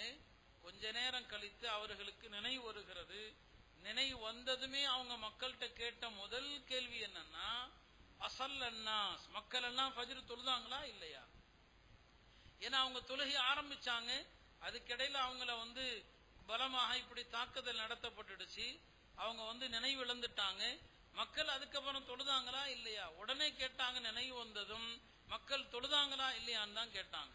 அவங்களுக்கு பதில் சொல்லப்பட்டது, ஆம், எல்லாரும் ஃபஜ்ர் தொழுதுட்டாங்க. உடனே அவர்கள் சொன்னார்கள், ஹஜ்ரத் உமர் ரலியல்லாஹு அன்ஹு அவர்கள், அல்ஹம்துலில்லாஹ், அல்லாஹ்வுக்கே எல்லா புகழும் என்று சொல்லிவிட்டு சொன்னார்கள், லா ஹவ்வ ஃபில் இஸ்லாம் லிமன் தரக்க ஸலாத, யார் தொழாமல் இருக்கிறானோ அவனுக்கு இஸ்லாத்தில் எந்த பங்கும் இல்லை, இஸ்லாத்தில் எந்த தொடர்பும் இல்லை. யாருக்கு தொழுகை இல்லையோ அவருக்கும் இஸ்லாத்துக்கும் சம்பந்தம் இல்லை என்று அந்த நேரத்திலும் ஹஜ்ரத் உமர் ரலியல்லாஹு அன்ஹு அவர்கள் சொன்னதாக பார்க்கிறோம். பிறகு அதே வியாதியில தான் அவர்கள் ஷஹீதாக்கப்பட்டாங்க. ஒரு 2-3 நாள் அவங்க வஃபாத் ஆயிட்டாங்க. பெருமானார் ஸல்லல்லாஹு அலைஹி வஸல்லம் அவர்கள் தங்களுடைய மரண வியாதி அவங்களுடைய இறுதி கட்டம், அந்த இறுதி நேரத்தில் பெருமானார் ஸல்லல்லாஹு அலைஹி வஸல்லம் அவர்கள் இந்த உம்மத்துக்கு செய்த வசியத் என்ன, இந்த உம்மத்துக்கு என்ன வசியத் செஞ்சுட்டு போனாங்க? 2 விஷயங்களை தான் சொன்னாங்க. அஸ்ஸலாஹ் அஸ்ஸலாஹ், என்னுடைய உம்மத்தினரே தொழுகை தொழுகை தொழுகையை பேணிக் கொள்ளுங்கள். இரண்டாவதாக என்ன சொன்னார்கள்? ஒமா மலக்கத் ஐமானுக்கும், உங்களுடைய அடிமைகள் விஷயத்திலே நீங்கள் இரக்கத்தோடு கருணையோடு நடந்து கொள்ளுங்கள். பணியாளர்கள் வேலைக்காரர்களிடத்தில் இரக்கப்படுங்கள். இந்த 2 தான் அல்லாஹ்வுடைய தூதர் ஸல்லல்லாஹு அலைஹி வஸல்லம் அவர்கள் தன்னுடைய மரண தருவாயிலும் கூட இந்த 2 விஷயத்தை தான் முக்கியத்துவமாக சொன்னாங்க. அருமையான தாய்மார்களை யோசித்து பார்க்க வேண்டும். பெருமானார் ஸல்லல்லாஹு அலைஹி வஸல்லம் அவர்கள் உலகத்தை விட்டு பிரிகிற அந்த தருணத்திலே கூட இந்த தொழுகையை பற்றி தான் அதிகம் வலியுறுத்தினாங்க. தொழுகை தான் உங்களுடைய கபருக்கு அது பிரகாசத்தை தரும். உலமாக்கள் சொல்வார்கள், உண்மையிலுமே இந்த உலகத்துல யாருக்கு வாழ்த்து சொல்லப்படணும்? இன்னைக்கு வாழ்த்துங்கிறது பிறந்த நாளைக்கு வாழ்த்து சொல்லப்படுது, புத்தாண்டு வந்தா வாழ்த்து சொல்லப்படுது. புத்தாண்டுக்கு வாழ்த்து சொல்லக்கூடாது, அதை பற்றியும் கடைசியில சில தகவல்கள் உங்களுக்கு சொல்வேன். புத்தாண்டுக்கு வாழ்த்து சொல்றது, பிறந்த நாள் வாழ்த்து சொல்றது, இதெல்லாம் இன்னைக்கு நடைமுறையில என்னங்க முஸ்லிம்கள்ட்ட மற்றவர்கள்ட்ட இருந்து காப்பி அடிக்கப்பட்ட பழக்கங்களா இருக்குது. நம்ம வாழ்த்து சொல்றோம் எல்லாத்துக்குமே. ஆனா நம்முடைய முன்னோர்கள் சொன்னாங்க, உண்மையிலுமே யாருக்கு வாழ்த்து சொல்லணும்னு சொன்னா, யார் கபருக்கு செல்வதற்கு முன்னால் தன்னுடைய கபரை பிரகாசமாக்கினானோ அமல்களை கொண்டு, கபருக்கு செல்வதற்கு முன்னால் யார் தன்னுடைய கபரை பிரகாசமாக்கினானோ அவனுக்கு வாழ்த்து சொல்ல வேண்டும். இரண்டாவதாக சொன்னார்கள், யார் அல்லாஹ்வை சந்திப்பதற்கு முன்னால் அந்த அல்லாஹ்வை திருப்திப்படுத்தினார்களோ அவனுக்கு வாழ்த்து சொல்ல வேண்டும். மூன்றாவது, யார் தனக்கு ஜனாசா தொழுகை நடத்தப்படும் முன்பாக தொழுகையை சரியாக பேணி தொழுதானோ அவனுக்கு வாழ்த்து சொல்ல வேண்டும். வாழ்த்து சொல்றதா இருந்தா இந்த 3 பேருக்கு தான் சொல்லலாம். அமல்களை கொண்டு தன்னுடைய கபரை பிரகாசமாக்கியவன், அல்லாஹ்வை சந்திக்கிறதுக்கு முன்னால அல்லாஹ்வை திருப்திப்படுத்தியவன், அவனுக்கு ஜனாசா தொழுகை நடத்தப்படுவதற்கு முன்பாக தொழுகையை பேணி தொழுதவன், உலகத்திலே வாழ்த்துக்கு தகுதியானவர்கள் இந்த 3 பேர் என்பதாக நம்முடைய முன்னோர்கள் சொல்வாங்க. அந்த அடிப்படையில் அருமையான தாய்மார்களே, தொழுகை தான் நம்முடைய இறுதி வழியனுப்புகிற போது நமக்காக நடத்தப்படுகிற இறுதி காரியம் என்ன? தொழுகைதான். அதனால இப்ப சில பள்ளிகளிலும் கூட சில போர்டுகள், சில பலகைகளை பார்க்கிறோம், உங்களுக்கு தொலை வைக்கப்படும் முன் நீங்கள் தொழுது கொள்ளுங்கள். எல்லா ஆண்களும் எல்லா பெண்களும் அதை சந்திச்சுதான் ஆகணும். அதனால தொழுகை விஷயத்துல எந்த நிலையிலும் எந்த கட்டத்திலும் இன்றைக்கு நாம் காட்டுகிற இந்த அலட்சியத்தை நாம கைவிட வேண்டும். எல்லா விஷயங்களுக்கும் நம்முடைய மார்க்கம் தொழுகையை தான் கட்டுத்தருது. அந்த அடிப்படையில் ஒரு மனிதன் தொழுகை விஷயத்துல கவனம் என்று வருகிற போது முதலாவது என்ன? ஃபர்தான தொழுகை. அடுத்து நான் சில சுன்னத்தான தொழுகைகளை பற்றியும் சொல்ல வேண்டியது இருக்கிறது. ஆனா இன்னைக்கு நாம ஃபர்திலேயே அலட்சியம் காட்டுகிறோம். ஃபர்தான தொழுகையை விட்டா சில இமாம்கள் அவர் காஃபிர்னே சொல்றாங்க. உண்மையிலுமே அவன் காஃபிரா போயிட்டான், இஸ்லாத்துக்கு அவனுக்கு சம்பந்தம் இல்லை என்று சொல்லக்கூடியவர்களும் உண்டு. அப்படியானா நாம பயப்பட வேண்டும். இந்த தொழுகை விஷயத்துல மிகுந்த அக்கறையும் பேணுதலும் நமக்கு வேண்டும். அதுல 5 நேர ஃபர்தான தொழுகைகள். இந்த ஃபர்தான தொழுகைகள் விஷயத்துல மக்கள் அதிகமாக அலட்சியம் காட்டுவது எந்த தொழுகை? ஃபஜ்ருடைய தொழுகை. ஃபஜ்ர் தொழுகை விஷயத்துல தான் மக்கள் ரொம்ப அலட்சியமாக இருக்கிறாங்க. பெருமானார் ஸல்லல்லாஹு அலைஹி வஸல்லம் அவர்கள் இந்த ஃபஜ்ர் தொழுகைக்கு தான் நிறைய சிறப்புகளை சொன்னாங்க. மன் ஸல்ல சுப்ஹ ஃபஹுவ ஃபீ திம்மத்தில்லாஹ், யார் ஃபஜ்ர் தொழுகையை தொழுவாரோ அவர் அன்றைய தினம் முழுவதும் அல்லாஹ்வுடைய பொறுப்புல இருக்கிறார். ஒரு நாள் முழுக்க உங்களுக்கு அல்லாஹ்வுடைய பாதுகாப்பு, அல்லாஹ்வுடைய பொறுப்பு உங்களுக்கு வேணும்னு சொன்னா, ஃபஜ்ர் தொழுதுட்டீங்கன்னு சொன்னா அல்லாஹ்வுடைய பொறுப்புல இருக்கிறீங்க. இன்றைக்கு நாம எதிர்பாராத விபத்துகளை சந்திக்க நேரிடுது, திடீர் மரணங்களை சந்திக்க நேருகிறது. இவை அனைத்திலிருந்தும் பாதுகாப்பு என்ன? ஃபஜ்ருடைய தொழுகையை தொழுது விட்டாலே அல்லாஹ் அன்றைய தினம் முழுவதும் உங்களை பாதுகாக்கலாம். மேலும் நபி ஸல்லல்லாஹு அலைஹி வஸல்லம் அவர்கள் சொல்வார்கள், நாளை மறுமை நாள்ல சொர்க்கத்துல அல்லாஹ்வுடைய அடியார்களுக்கு கிடைக்கின்ற பாக்கியங்கள்ல பெரிய பாக்கியம் என்ன? அல்லாஹ்வை தரிசிக்கிறது தான். அல்லாஹ்வை தரிசிக்கிறது. அல்லாஹ்வை சந்திக்கிற அந்த பாக்கியம் யாருக்கு கிடைக்கும்? பெருமானார் ஸல்லல்லாஹு அலைஹி வஸல்லம் அவர்கள் ஒரு நாள் இரவு நேரத்தில் சஹாபாக்களோடு உரையாடி கொண்டிருக்கிற நேரத்தில் திடீரென்று பெருமானார் வானத்தை நோக்கி பார்த்தாங்க. அன்றைக்கு பௌர்ணமி தினம், முழு நிலவு அன்றைக்கு பிரகாசமாக இருக்கிறது.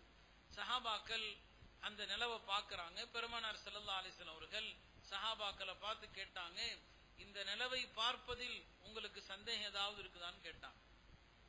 இல்ல யார சொல்லதான், நாங்க தெளிவாக பார்க்கிறோம். நிலவை பார்க்கும்போது கண் ஏதாவது கூசுதா? இல்ல, தெளிவா பார்க்கிறோம் நாங்க. ரசூல் ஸல்லல்லாஹு அலைஹி வஸல்லம் அவர்கள் சொன்னார்கள், இந்த நிலவை நீங்கள் எப்படி தெளிவாக பார்க்கிறீர்களோ இதே போல சொர்க்கத்திலே நாளை உங்களுடைய ரப்பையும் நீங்கள் பார்ப்பீர்கள், அல்லாஹ்வையும் நீங்கள் பார்ப்பீர்கள்.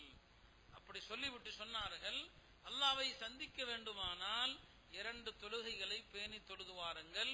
ஒன்று சூரிய உதயத்திற்கு முன்னால் ஃபஜ்ருடைய தொழுகை, இன்னொன்று சூரியன் மறைவதற்கு முன்னால் அசருடைய தொழுகை. இந்த 2 தொழுகையும் நீங்கள் பேணி தொழுது வந்தால் இந்த சந்திரனை, இந்த முழு நிலவை எப்படி நீங்கள் பார்க்கிறீர்களோ இதுபோல் நீங்கள் அல்லாஹ்வை பார்ப்பீர்கள்.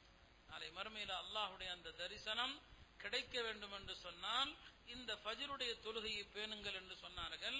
இன்னொரு ஹதீஸ்ல சொன்னாங்க, யார் சூரிய உதயத்திற்கு முன்னால் தொழப்படுகிற ஃபஜ்ரையும் சூரியன் மறைவதற்கு முன்னால் தொழப்படுகிற அசரையும் பேணி தொழுவார்களோ அவர்கள் ஒருபோதும் நரகம் செல்ல மாட்டார்கள். 2 தொழுகையை தான் ஷைத்தான் வழி எடுக்கிறான். ஃபஜ்ருடைய நேரத்துல தூங்கி வீணாக்கிடுறோம். ஏன்னா ராத்திரி படுப்பதற்கே நேரத்தை நாம வீணாக்குறோம். தேவையில்லாத பொழுதுபோக்குகளை பார்த்து, தொலைக்காட்சி சீரியல்களில் உட்கார்ந்து பார்க்க கூடாத விஷயங்களை பார்த்து ஃபஜ்ருடைய தொழுகை வீணாக்குறோம். அசருடைய தொழுகை நேரத்தில் பல ஃபங்க்ஷனுங்களுக்கு போறோங்கிற பேர்ல அசர் தொழுகையும் வீணாக்குறோம். இந்த 2 தொழுகை தான் அல்லாஹ்வுக்கு ரொம்ப பிரியமான தொழுகை என்பதை பெருமானார் ஸல்லல்லாஹு அலைஹி வஸல்லம் அவர்கள் சொன்னார்கள். ஃபஜ்ரு தொழாம நீங்க படுத்துட்டீங்கன்னு சொன்னா உங்களுடைய செவிகள்ல ஷைத்தான் சிறுநீர் கழித்து விடுகிறான். யார் ஃபஜ்ரு தொழாமல் உறங்கி விடுகிறார்களோ அவர்களுடைய செவிகளில் ஷைத்தான் சிறுநீர் கழித்து விடுகிறான். இரண்டாவதாக சொன்னார்கள், யார் ஃபஜ்ரு தொழாமல் இருக்கிறார்களோ அவர்கள் காலையில் எழுந்திருக்கிற போது அசுத்தமானவர்களாக எழுந்திருக்கிறார்கள். காலையில் எஞ்சிக்கிற போது அசுத்தமானவர்களாக எழுந்திருக்கிறாங்க. மூணாவதாக சொன்னார்கள், யார் ஃபஜ்ரு தொழாமல் காலையில் எழுந்திருக்கிறார்களோ அவர்கள் அன்றைய தினம் முழுவதும் சோம்பேறிகளாக இருப்பாங்க. அன்றைய தினம் முழுவதும் எந்த வேலையிலும் ஈடுபாடு இருக்காது, எந்த வேலையிலும் உற்சாகம் இருக்காது, அவர்கள் சோம்பேறிகளாக இருப்பார்கள் என்று பெருமானார் ஸல்லல்லாஹு அலைஹி வஸல்லம் அவர்கள் சொன்னார்கள். அருமையான தாய்மார்களே, இந்த ஃபஜ்ர் தொழுகை விஷயத்தில் இவ்வளவு உயர்ந்த ஒரு அக்கறை காட்டப்படணும் ஒரு காலம் இருந்தது. ஹுலஃபாக்கள் ஃபஜ்ர் தொழுகைக்கு செல்கிற போது மக்களை வீதியிலே எழுப்பிக் கொண்டே தான் செல்வாங்க. ஹஜ்ரத் உமர் ரலியல்லாஹு அன்ஹு அவர்கள் ஃபஜ்ருக்கு மஸ்ஜிதை நோக்கி செல்கிற நேரத்தில் அஸ்ஸலா அஸ்ஸலா என்று சொல்லிட்டு தான் போவாங்க. சொன்னா பாருங்க, ஃபஜ்ருடைய தொழுகையில மட்டும்தான், ஃபஜ்ருடைய பாங்கல மட்டும் கூடுதலாக ஒரு வார்த்தை சொல்லப்படுது. மற்ற 5 நேர தொழுகையில பாங்கு சொல்லப்படுகிறது. அந்த பாங்கல இல்லாத ஒரு வார்த்தை ஃபஜ்ர்ல சொல்லப்படுது. அது என்ன? அஸ்ஸலாத்து கைரும் மினன் நௌம். அஸ்ஸலாத்து கைரும் மினன் நௌம்ங்கிற வார்த்தை. இந்த வார்த்தைக்கு என்ன அர்த்தம்? தூக்கத்தை விட தொழுகை உயர்ந்தது. இந்த வார்த்தையை கேட்ட பிறகு நம்ம தூங்குறோம்னு சொன்னா நம்மை விட கைசேதத்திற்குரியவர்கள் யாருமே கிடையாது. ஆக ஃபஜ்ர் தொழுகை உரிய நேரத்தில் தொழணும்னு சொன்னா இரவுல உரிய நேரத்தில் படுத்துறங்க வேண்டும். தாமதமாக படுப்பது அது முஸ்லிம்களுடைய கலாச்சாரம் கிடையாது, அது மற்றவர்களுடைய கலாச்சாரம். நாமும் அதை பின்பற்றி தான் காலையில ஃபஜ்ருக்கு எழுந்திருக்காம அப்படியே தூங்கிடுறோம். அருமையான தாய்மார்களை, இப்படி ஃபர்தான தொழுகைகள் விஷயத்தில், ஃபஜ்ர் தொழுகை விஷயத்தை நபி ஸல்லல்லாஹு அலைஹி வஸல்லம் அவர்கள் இவ்வளவு உன்னதமாக சொன்னாங்க. தொழுகையில தான் என்னுடைய கண்குளிர்ச்சி இருக்கிறது என்று நபி ஸல்லல்லாஹு அலைஹி வஸல்லம் சொன்னாங்க. ஒரு ஹதீஸ் இப்படி வருகிறது. பெருமானார் சொன்னார்கள், ஹுப்பிப இலைய மின் துன்யாக்கும் ஸலாசுன்.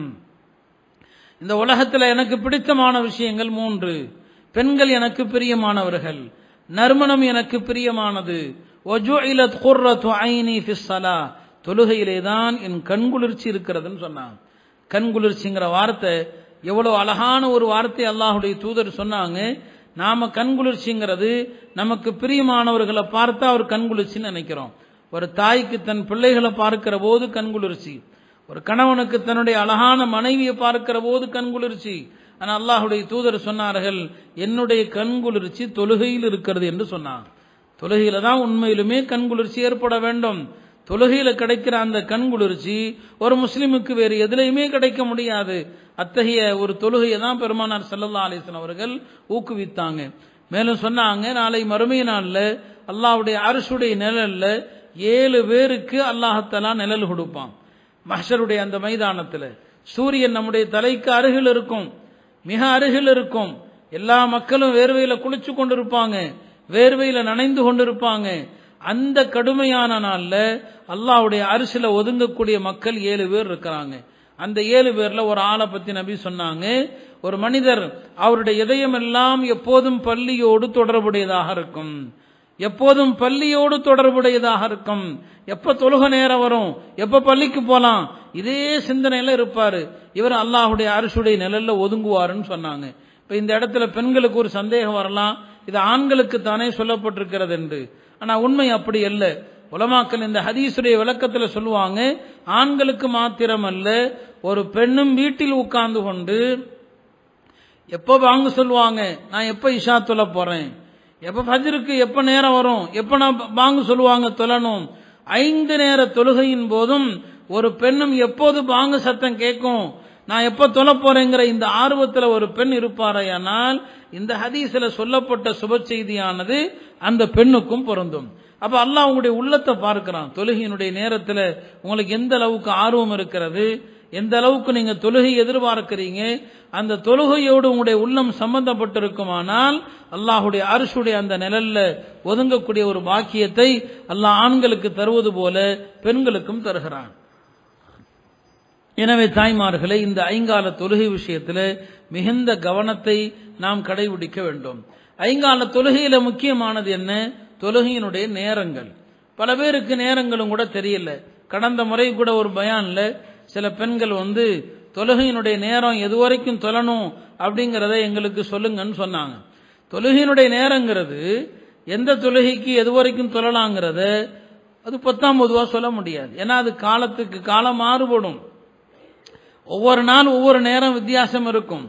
நாம தொழுகையினுடைய கால நேர அட்டவணை இன்ஷா அல்லாஹ் நாமளும் ஒரு விஷயத்தை மஷூரா செஞ்சிருக்கிறோம், ஆலோசனை செஞ்சிருக்கிறோம்.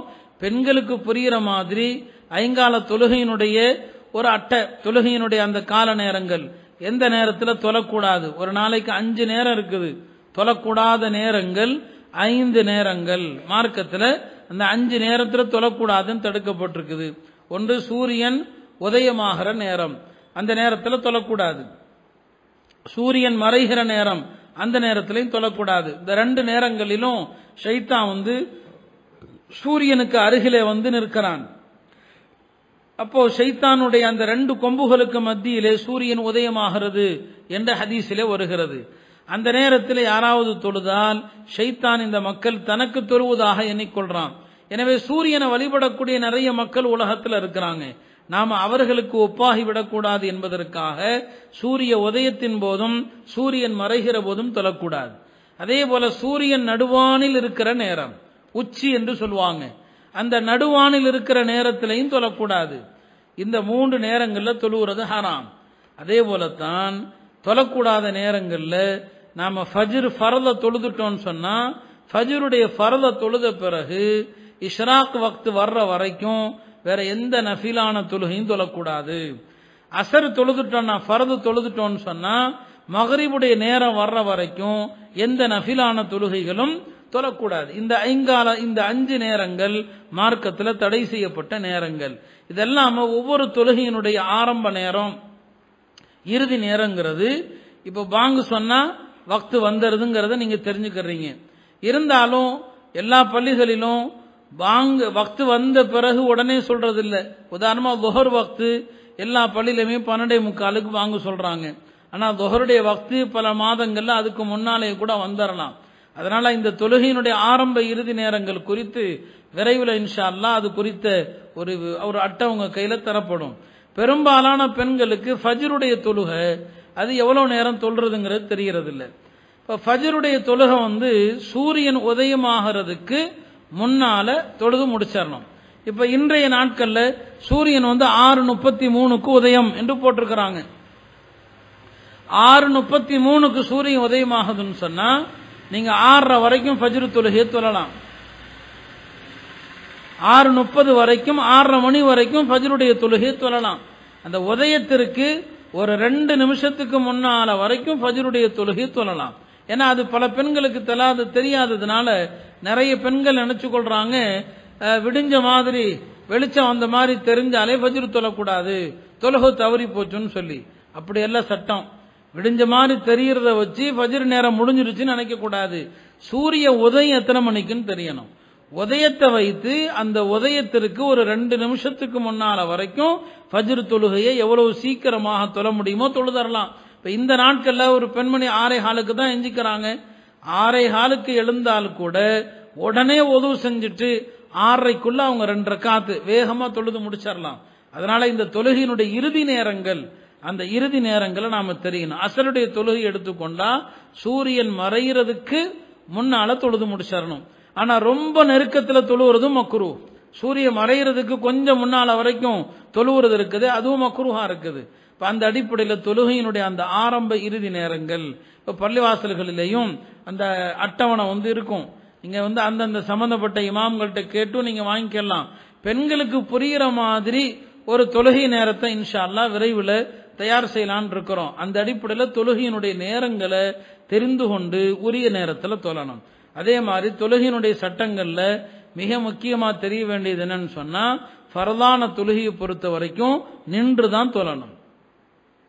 ஃபர்தான தொழுகையை நின்று தான் தொழணும், உட்கார்ந்து தொழக்கூடாது.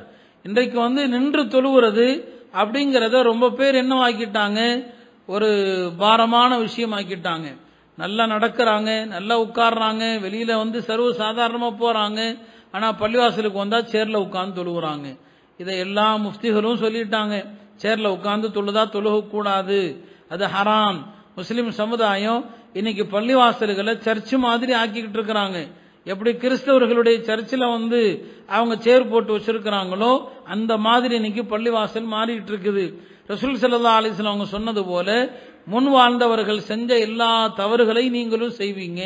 இன்னைக்கு அந்த மாதிரி தான் ஆயிட்டு இருக்குது. ஒருவேளை இந்த ஆண்களை பார்த்து பெண்களும் இப்படி நினைச்சு கொள்ளலாம், வீட்டில் சேர போட்டு உட்கார்ந்து தொழுதுக்கிறது.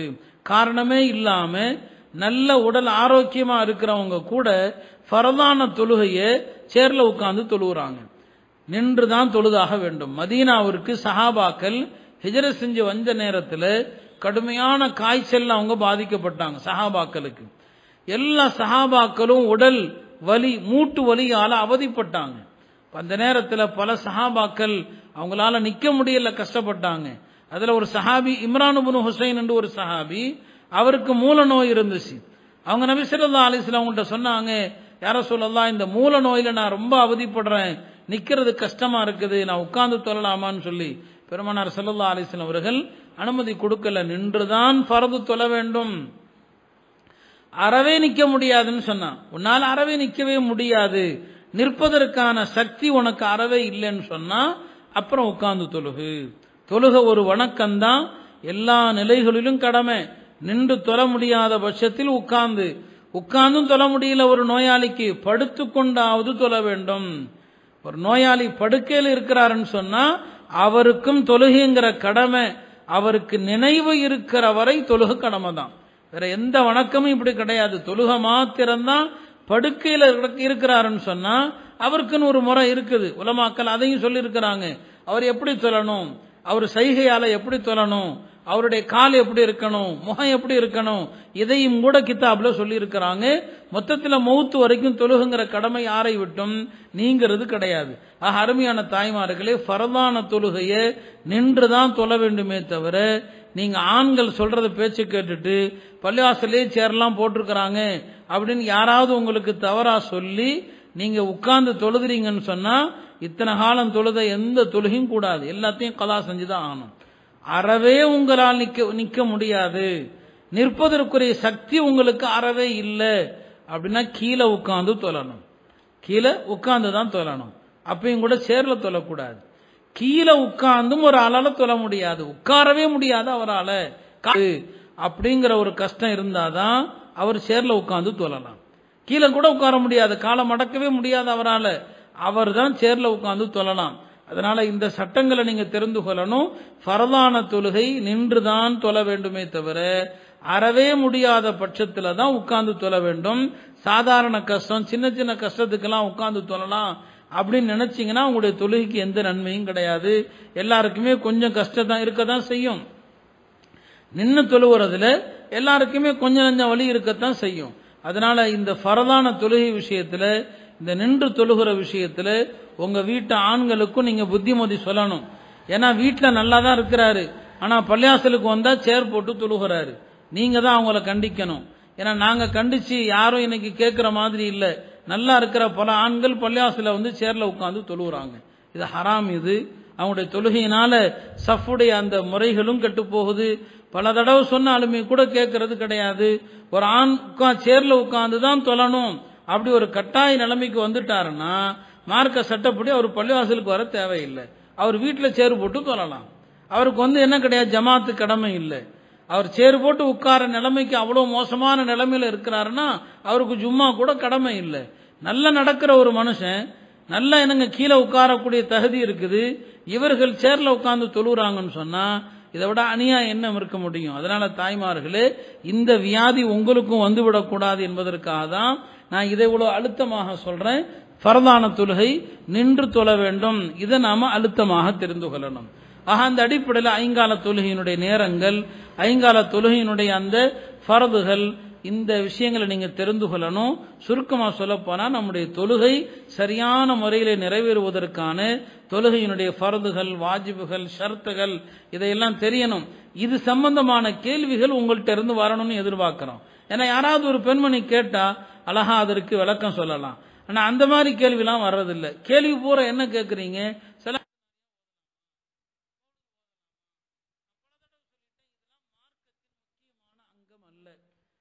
சலாத்துனாரியா ஓதாமே மௌத்தா போயிட்டா அவன் நரகத்துக்கு ஒன்றும் போக போறதில்லை. மௌலுது ஓதாம மௌத்தா போயிட்டா அவன் நரகத்துக்கு ஒன்றும் போக போறதில்லை. ஆனா இன்னைக்கு உம்மத்துடைய பெரிய கை சேதம் என்னன்னா, மார்க்கத்தில் முக்கியமில்லாத விஷயங்களை எல்லாம் மார்க்கத்தினுடைய உயிரோட்டம் மாதிரி ஆக்கி அதையெல்லாம் ஒரு பெரிய கேள்வியா கேட்க வச்சுட்டாங்க. யாருக்கும் தொழுகையை பத்தி கவலை இல்லை. தொழுகையை விடுறவனுடைய கதி என்ன அதை பத்தி கவலை இல்லை. தொழுகை எதை செஞ்சா கூடும், எதை செஞ்சா கூடாது, தொழுகையினுடைய ஃபரது எது, வாஜிபு எது, அதை பத்தி கவலை இல்லை. அருமையான தாய்மார்களே, இந்த மாதிரியான கேள்விகள் கேளுங்க. ஒரு பெண்ணுடைய தொழுகை எப்படி இருக்கணும், ஆணுடைய தொழுகைக்கும் பெண்ணுடைய தொழுகைக்கும் வித்தியாசம் என்ன, ஒரு பெண் எப்படி ருக்கு செய்யணும், எப்படி சஜிதா செய்யணும். ஏன்னா தொழுகையில சில காரியங்கள்ல சில இமாம்களிடத்துல 5 விஷயங்கள், சில இமாம்களிடத்துல 7 விஷயங்கள்ல ஆணுடைய தொழுகையும் பெண்ணுடைய தொழுகையும் வேறுபடுது. அந்த மாதிரி விஷயங்களை எல்லாம் தெரிந்து கொண்டு ஒரு பக்குவமான ஒரு முறையான தொழுகை நீங்க தொழணும். வீட்டில் நீங்க எந்த அளவுக்கு தொழுகையில பேணுதலை காட்டுறீங்களோ அதனுடைய தாக்கம் தான் உங்களுடைய பிள்ளைகளிடத்தில் இருக்கும். அதனுடைய அந்த தாக்கம் உங்களுடைய பிள்ளைகளிடத்தில். இன்னைக்கு பிள்ளைகள் வாலிபர்கள் வந்து வெளியில வந்து என்ன செய்யறாங்க, பல தவறுகளை செய்யறாங்க. அதுக்கு காரணம் என்ன, வீட்டில் தாய்மார்களாகி உங்களிடத்துல இபாதத் இல்லை. பெண்கள்கிட்ட இந்த தொழுகையினுடைய பேணுதல் இல்லாத நிலை தான் இன்னைக்கு படிக்கக்கூடிய இளம் பெண்கள் பல தவறான வழிகளில் போறாங்க.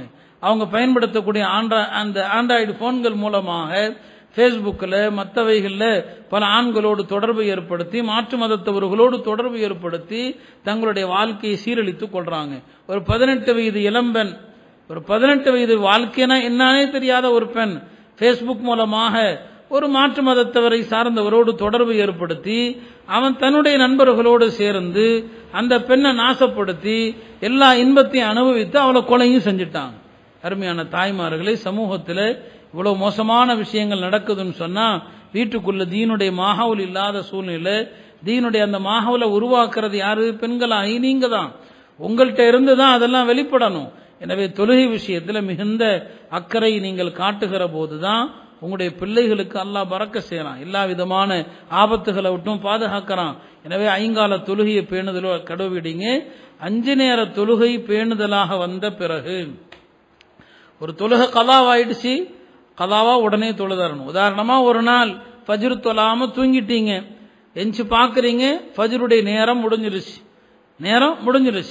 நேரம் முடிஞ்சிருச்சுன்னா அப்படியே அந்த தொழுகை விட்டுறக்கூடாது. அந்த தொழக்கூடாத நேரம் தாண்டிடுச்சுன்னு சொன்னா உடனே என்ன செய்யணும், ஒது செஞ்சுட்டு உடனே என்ன செய்யணும், 2 ரக்காத் தொழணும். அது சஹாபாக்கள் வாழ்க்கையிலும் நடந்திருக்குது, பெருமானாருடைய வாழ்க்கையிலும் நடந்திருக்குது. நபி ஸல்லல்லாஹு அலைஹி வஸல்லம் அவர்கள் ஒரு பயணத்திலிருந்து திரும்பி வருகிற போது போர் செய்து விட்டு களைச்சு போய் என்னங்க வந்து தங்குனாங்க ஒரு இடத்துல.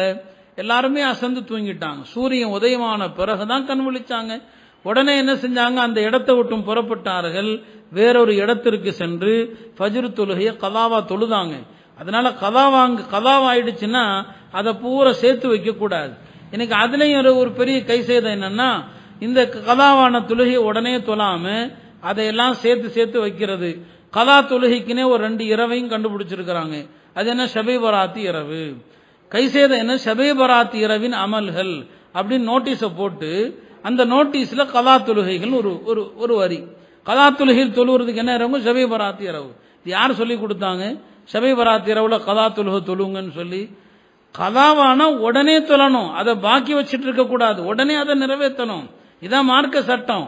அதனால அருமையான தாய்மார்களே, நம்மை அறியாமல் மீறி ஒருவேளை தொழுகைகள் தவறி விடுமானால் அதை உடனடியாக கலா செய்ய வேண்டும். இல்லைனா அந்த கலாவை எவ்வளவு காலம் பிற்படுத்துறீங்களோ அந்த காலம் வரை நீங்கள் பாவியாக எழுதப்படுவீர்கள். கலாவாயிடுச்சுன்னா அல்லாட்ட தௌபா செய்யணும். யாரெல்லாம் தொழுகை கலாவாயிடுச்சு, தௌபா செய்வதோடு மட்டும் இல்லாம உடனடியாக அந்த தொழுகையை கலா செய்ய வேண்டும். இப்படி தொழுகை விஷயத்தில் நமக்கு உயர்ந்த பேணுதல் வேண்டும். இந்த ஐங்கால தொழுகையை பேணுதல் வந்த பிறகு சுன்னத்தான தொழுகைகளை பேணணும். ஒரு நாளைக்கு 12 ரக்காத்துகள் வலியுறுத்தப்பட்ட சுன்னத்துகள். லுஹருக்கு ஃபஜ்ருக்கு முன்னால 2 ரக்காத்து, லுஹருக்கு முன்னால 4 ரக்காத்து, லுஹருக்கு பின்னால 2, மகரிபுக்கு பின்னால 2, இஷாவுக்கு பின்னால 2. இது வலியுறுத்தப்பட்ட சுன்னத்துகள். ஒரு நாளைக்கு 12 ரக்காத்துகள் இருக்குது. இந்த 12 ரக்காத்துகளை யாரு பேணி தொழுது வருவாரோ அல்லாஹ் அவர்களுக்காக சுவனத்தில் ஒரு மாளிகை எழுப்புறான் என்பதாக பெருமானார் ஸல்லல்லாஹு அலைஹி வஸல்லம் அவர்கள் சொன்னார்கள். அதே போல காலையில இஷ்ராக்குடைய தொழுகை, ஃபஜ்ர் தொழுது விட்டு அப்படியே அதே இடத்துல உட்காருங்க பெண்கள். இஷ்ராக் வக்து வர்ற வரையிலும் உட்காருங்க. இஷ்ராக் வக்து வந்த வரைக்கும் உட்கார்ந்து ஒரு 4 ரக்காத் தொழுதீங்கன்னு சொன்னா அல்லாஹ் ஒரு ஹஜ் உம்ராவுடைய நன்மையை தர்றான். காலையில ஒரு 9 மணியிலிருந்து ஒரு 12 மணிக்குள்ள துஹாவுடைய தொழுகை இருக்குது. 2 ரக்காத்திலிருந்து 12 ரக்காத்துகள் வரைக்கும் தொழலாம், 10 ரக்காத்தும் தொழலாம். ஒரு ஹதீஸ்ல ரசூல் ஸல்லல்லாஹு அலைஹி வஸல்லம் அவங்க சொன்னாங்க, யார் துஹா தொழுகை 2 ரக்காத் தொழுவார்களோ அவர்கள் அல்லாஹ்வை மறந்த கூட்டத்தில் எழுதப்பட மாட்டார்கள். யார் துஹாவுடைய தொழுகையை 4 ரக்காத்துகள் தொழுவார்களோ அவர்கள் அல்லாஹுக்கு கட்டுப்பட்டு நடக்கிற மக்களாக எழுதப்படுவார்கள். யார் துஹா தொழுகையை 6 ரக்காத் தொழுகிறாங்களோ அவங்களுடைய அன்றைய தேவைகள் அத்தனைக்கும் அல்லாஹ் பொறுப்பு. ஒரு 6 ரக்காத் தொழுதுட்டீங்க, அன்றைய எல்லா தேவைகளுக்கும் அல்லாஹ் பொறுப்பு இருக்கிறான். யார் துஹா தொழுகை 8 ரக்காத் தொழுகிறாங்களோ அவர்கள் பெரும் வணக்கசாலியாக அல்லாஹ்ட்ட எழுதப்படுறாங்க. யார் துஹா 10 ரக்காத் தொழுகிறாங்களோ அவர்களுக்காக அல்லாஹ் சொர்க்கத்தில் ஒரு மாளிகை எழுப்புறான்னு சொன்னாங்க. தாய்மார்களுக்கு அவகாசம் இருக்கிறது. துஹா தொழுகை 2 ரக்காத்து 4 ரக்காத்து விரும்பிய அளவுக்கு தொழலாம். அதே மாதிரி சலாத்துல் ஹாஜா, தேவைக்குன்னு ஒரு தொழுகை இருக்குது. நம்ம ஒவ்வொரு நாளும் ஏகப்பட்ட தேவைகளோட தான் வாழ்றோம். நம்ம ஆரோக்கியமா வாழ்றது ஒரு தேவைதான். நம்முடைய அத்தனை காரியங்களுக்கும் எனக்கு அல்லாஹ்வுடைய உதவி தேவைப்படுது. தினமும் ஒரு 2 ரக்காத்து சலாத்துல் ஹாஜா, ஹாஜத்துடைய தொழுகைன்னு தொழுவோங்க. கடன் நிறைவேற வேண்டுமா, ஹாஜத்துடைய ரக்காத்து. நம்முடைய பிள்ளைகளுக்கு நல்ல சம்பந்தம் வர வேண்டுமா, 2 ரக்காத்து ஹாஜத்துடைய தொழுகை. அத்தனை விஷயங்களுக்கும் ஹாஜத்துடைய தொழுகை இருக்குது. அந்த தொழுகை முடிச்சுட்டு அல்லாஹ்ட்ட துஆ கேளுங்க, அந்த காரியங்கள் கைகூடும்.